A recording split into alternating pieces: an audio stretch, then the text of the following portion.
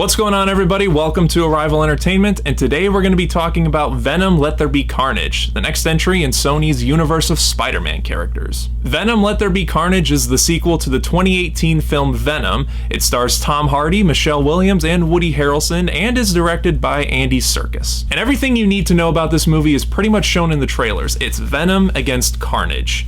That's all you really need to know. The first film didn't work for me at all. There was a couple things that I liked about it, but overall, it was a messy movie for me. I wasn't a fan of it. A lot of people told me I was wrong about my opinion, so I watched the movie again earlier this year because I knew this movie was coming out this year. And yeah, my opinion still stands. I don't care for it. Tom Hardy's good in the movie, but besides that, everything else ranged from mediocre to kind of bad. But I was still holding on hope that this movie would be better. Andy Serkis was directing it. He's a very talented man. Tom Hardy was more involved behind the scenes.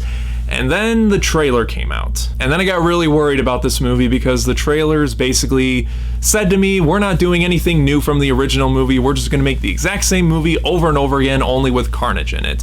So my expectations and all hope I had for this movie were just completely crushed by the trailers. But I was listening to reviews, and when the reviews came out and I saw that they were pretty positive for the most part, I was like, okay, well, maybe the trailer was just misleading, maybe they learned their mistakes from the previous movie, and maybe there'll be something in this movie that would surprise me, that would make me like this movie, and make me change my mind about this Venom series they're doing and this universe that Sony's building. Did the film do any of that? Absolutely not. Unfortunately, I left the theater pretty disappointed, just like I did with the first movie. Sorry to disappoint. I know a lot of people who are seeing this movie are loving it.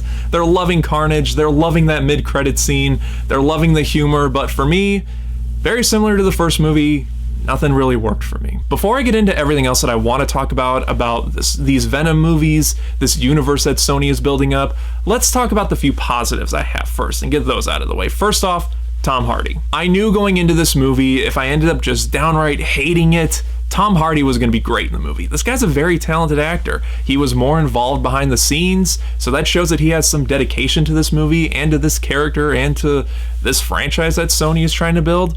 And yeah, watching him on screen, you can tell he wants to be here. He is giving a very solid performance. In fact, I don't think I've ever seen a bad performance from Tom Hardy. His interaction that he has with Venom, it will please fans. If you liked that type of humor in the first movie, it's very much present in this movie. In fact, they do a little bit more with it. So if you liked that type of humor in the first movie, you're gonna like it in this movie too. And I did enjoy some of the banter between Tom Hardy and Venom, more so than I did in the first movie. And of course, everyone's talking about that mid-credit scene, and I'm not going to spoil it, but yeah, it was pretty cool. I must admit, even though I was disappointed with the movie, I was like, oh, okay, I like that. That's pretty cool.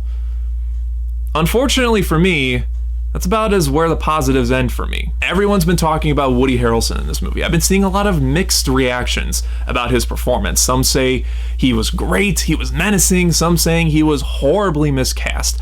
I'm somewhere in the middle. There were some parts that were pretty good, and Woody Harrelson is a very talented actor, and he did sell some moments in the movie, but then other times it just felt awkward and unintentionally hilarious. It is so obvious that Sony is trying to capture that lightning in a bottle that the Dark Knight movies did with the Joker. Carnage feels just like that in this movie, and while I was watching it, I was thinking to myself, are we still trying to do this? And I always go back to those movies when I talk about these bigger blockbuster movies, but it's honestly true. When The Dark Knight came out, it was so popular and was such a big success of a movie that everyone tried to copy it on one thing or another. Even movies that weren't superhero movies were trying to copy that.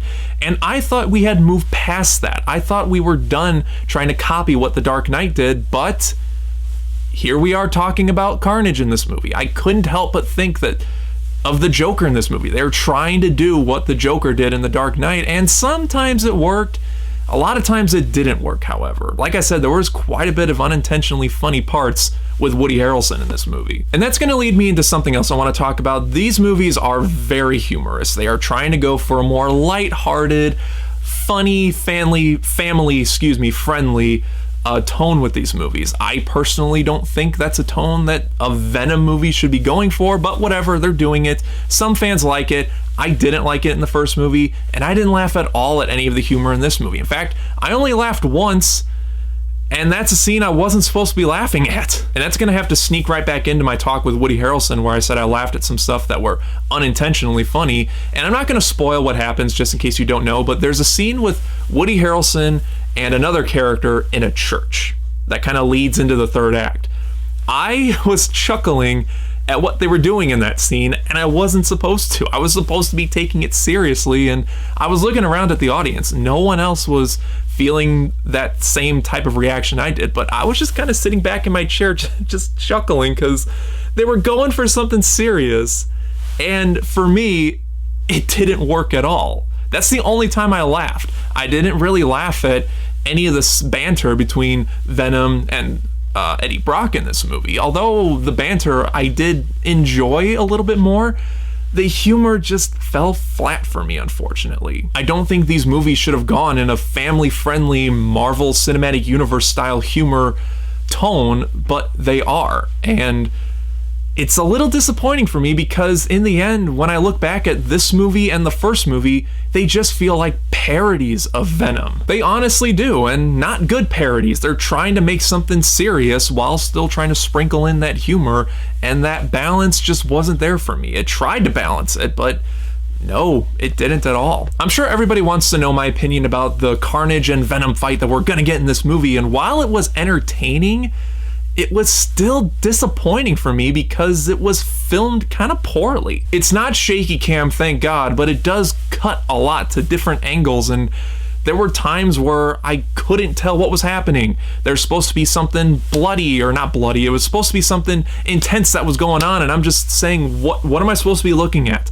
It's just a big blur on screen that reminded me of a Michael Bay movie. And that's not a good sign. Especially someone like me that doesn't like Michael Bay action movies. Some of the action in this movie, especially with the fight between Venom and Carnage, felt like a Michael Bay movie. It was just a big CGI mess and nothing felt believable. For some reason, the effects felt worse in this movie than the first movie. I don't know, I'm not sure what people are saying about the effects, but to me, they looked kind of crappy. I know a lot of people are loving the Venom and Carnage stuff in this movie, and that's fine if you do. I was trying to like this movie and trying to enjoy the ending of the movie, which was nothing but action, but in the end, I just didn't. I tried to, but I ended up just checking my watch, seeing when the credits were gonna roll. Also, I want to mention that Michelle Williams is in this movie, as she was in the first movie, and just like in the first movie, she has nothing to do. Michelle Williams is a very talented actress. I've seen her in a lot of good stuff. She is very talented, and she is wasted in this movie. She has nothing to do but to bring Venom back to Eddie Brock, just like she did in the first movie. She is there to be something of a love triangle, I guess, between Eddie Brock and her boyfriend from the first movie, even though that's never really touched on. It's hinted at that there might be a love triangle, but they don't do anything with it, of course. All the attempts of drama in this movie, it just, like everything else, it just didn't work for me.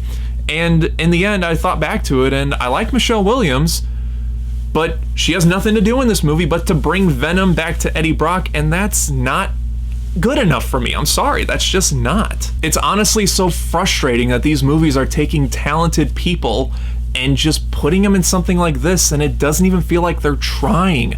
Again, I have to reiterate, yes, that mid-credit scene is cool. I know I'm gonna get a lot of people telling me here and in my actual life. A lot of people are going to be telling me, but that mid-credit scene, oh my gosh, that was so cool. Yes, it was really cool, but I'm sorry, it's like Rogue One for me. That Darth Vader scene in Rogue One was really, really cool, but that doesn't make up for the rest of the movie, because the rest of the movie was just completely bland with terrible characters and just forgettable. And it's unfortunately the same with this movie. Yes, the mid-credit scene is cool, but it doesn't make up for the rest of the hour-and-a-half movie, which, by the way, why is this movie an hour and a half? That is way too short of a movie. When I saw that, I laughed. I'm sorry, I texted my friend and I just laughed, because that is an embarrassing runtime for a movie that's supposed to be in this big universe. I know they probably shortened the runtime so people don't feel, I guess, bloated and overstuffed by all these comic book movies. But if you're gonna go for it, which is what they felt like they wanted to do, then just go for it. But I guess at the same time, I'm kind of glad this movie was short because I didn't have to sit through any more crap. I'm sorry, guys. I'm sorry to sound negative, but I'm just telling you my honest opinion. I didn't like this movie. It was slightly better than the first movie. At best, this movie is okay, but that's really stretching it.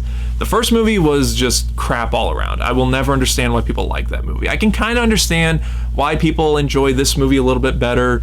Carnage is a much better villain than Riz Ahmed's character was in the first movie. So if someone told me that they don't agree with my opinion, they thought this movie was really good, okay, I can buy into it this time around, because there some stuff, without getting into spoilers, is a little bit better handled than the first movie. It's just nothing worked for me in this movie. I'm not really buying these Venom movies or taking them seriously like they kind of want me to. This movie's probably going to make a buttload of money just like the first one did, so they're probably going to make a Venom 3, and if they are going to go in that direction that they're going to go with that mid-credit scene, then they're probably...